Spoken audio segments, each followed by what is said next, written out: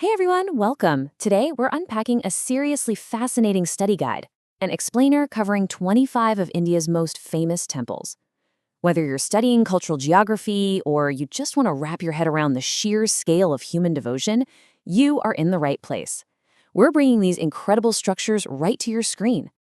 Okay, so instead of just doing a tedious 1 to 25 countdown, we're going to tackle this incredible list through 5 distinct themes. We'll hit the cradle of world religions, check out ancient masterpieces, look at record-breaking sites, explore caves, hills, and rivers, and finally wrap up with heritage and devotion. Let's get to it. Now, India is famously the birthplace of 4 major world religions: Hinduism, Jainism, Buddhism, and Sikhism. But to truly grasp the scale of what we're looking at today, we really need to understand what a mandir, or Hindu temple, actually is. That sets the foundation for our whole explainer here. See, a mandir isn't just a building where people gather. It's purposely designed to encourage reflection, help purify the mind, and literally trigger a process of inner realization for the devotee. It's a powerful tool for integrating body, mind, and spirit. So let's move to our first major theme and see how this profound concept builds into physical reality. Section 1. Ancient masterpieces.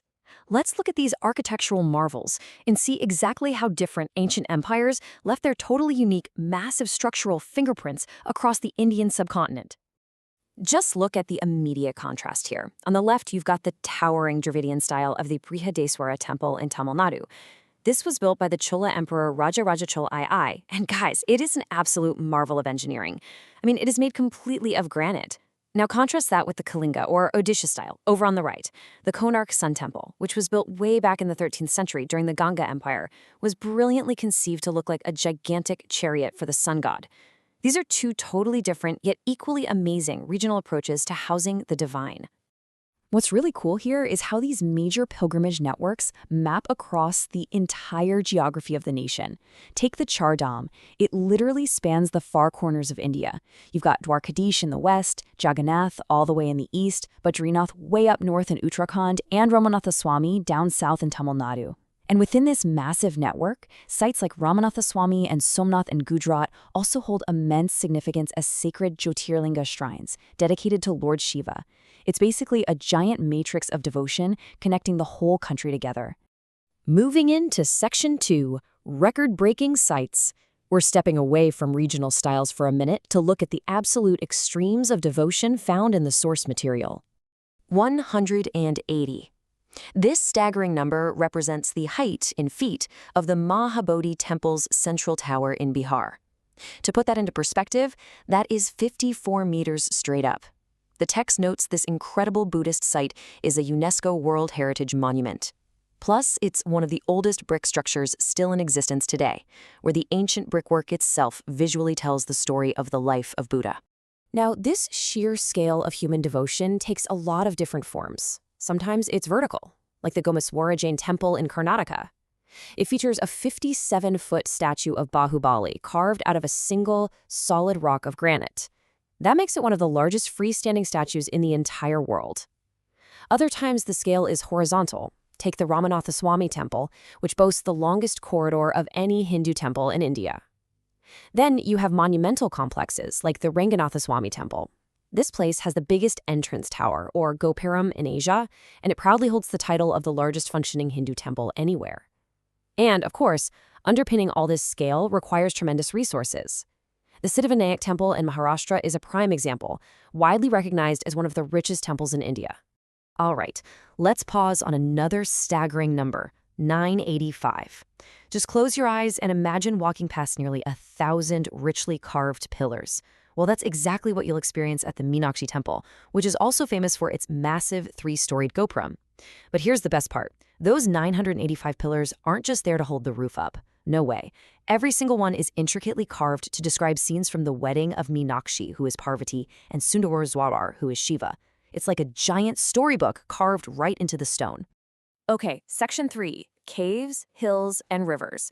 For this next theme, we're shifting from architectural extremes to geographical dedication. The physical journey to these sites is absolutely breathtaking, sometimes literally. Just look at the extreme altitudes devotees have to reach. You start with the Vaishno Devi Temple Cave, sitting 5,200 feet above sea level at the very top of the Trikuta Hills. Going even higher, the Amarnath Cave Temple sits at a staggering 3,888 meters. Then consider the super remote Himalayan riverside locations. You've got Badrinath on a guardwall hill at over 3,100 meters, Yamunotri set against the dramatic backdrop of Bandarpunch, and Gangotri right on the banks of the river Bhagirati. Honestly, the immense physical effort required just to arrive at these locations is a profound act of worship all on its own. But it's not just about the sheer altitude. We also see distinct sacred topographies that link geography with really intense mythology. The Kamakhya Temple, situated right at the Nilakal Hills in Assam, is described in the text as one of the oldest and most revered centers of tantric practices. It marks a highly specific mythological spot, too. It's the place where Sati used to retire in secret with Shiva and where a part of her body fell after Shiva's dance of destruction. So here, the landscape and the legend are completely, beautifully inseparable. Moving on to our final theme, Section 4, Heritage and Devotion. We absolutely must understand that these aren't merely ancient static ruins. They are active, evolving epicenters. Looking at this timeline from our source material, we see a really dynamic and honestly sometimes turbulent history of destruction and reconstruction. For example, the original Kashi Vishwanath temple was destroyed back in 1194 CE by Qutb Uddin Aibak's army. The original Dwarkadish temple met a similar fate at the hands of Mahmud Burgada in 1472. Yet, despite all this, these sites show incredible resilience. Take the Somnath temple. After its original Chalukya-era construction, it was later reconstructed in modern times. That massive effort was ordered by Sardar Vallabhbhai Patel in 1947, and it was officially completed in 1951.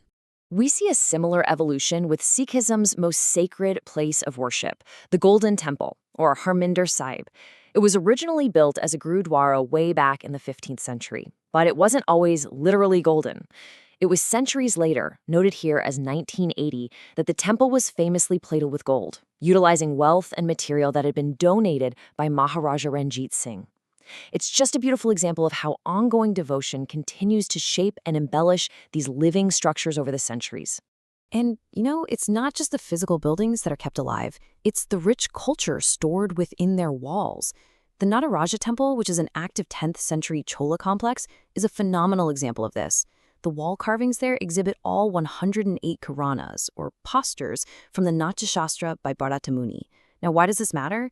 Well, because these exact postures are the actual foundation of Bharatanatyam, the classical traditional dance of Tamil Nadu.